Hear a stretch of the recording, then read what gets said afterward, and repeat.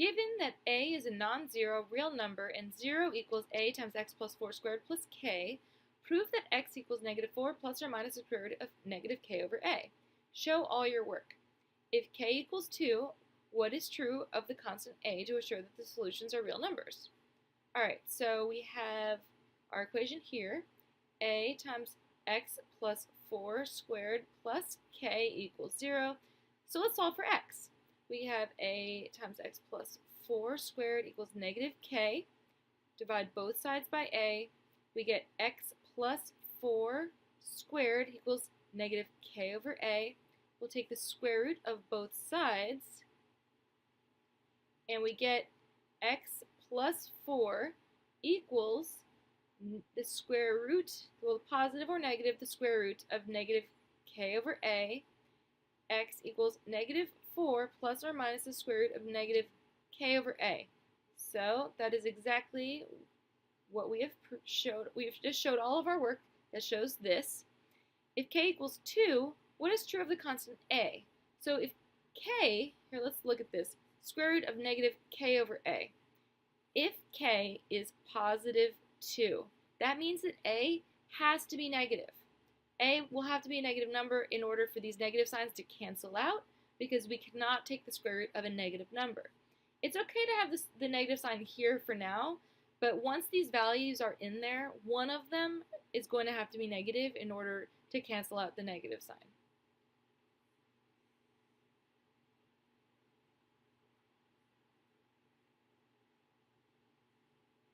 Given that a is a non-zero real number and m times x plus 5 squared minus n equals p, prove that x equals negative 5 plus or minus p plus n over m. Alright, so let's solve this for x. That gives us m times x plus 5 squared equals p plus n. Divide both sides by m. That gives us x plus 5 squared equals p plus n over m. Now we'll take the square root of both sides, and that gives us x plus 5 equals the square plus or minus the square root of p plus n over m. And then when we move this 5 over, we get negative 5 plus or minus the square root of p plus n over m. So that is what we had to prove. If n equals 6 and p equals 8, what must be true of the value of m to assure that the solutions are negative 6 and negative 4? Alright, so let's rewrite this. X equals negative 5 plus or minus the square root of p is 8 and n is 6 over m. So that gives us negative 5 plus or minus the square root of 14 over m. So we want the values to be negative 6 and negative 4. So that would make this whole thing 1. If this was all 1, then we would have negative 5 plus or minus 1. So that would be negative 4 and negative 6. So m would have to equal 14. If m equals 14, this whole thing would become 1, and we would get these answers.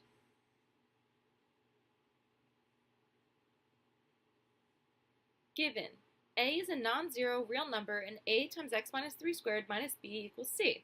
Prove this. Alright, so let's solve for x. We have a times x minus 3 squared equals, we're moving this b over, adding b to both sides, we have b plus c, divide both sides by a. Then we have x minus 3 squared equals b plus c over a.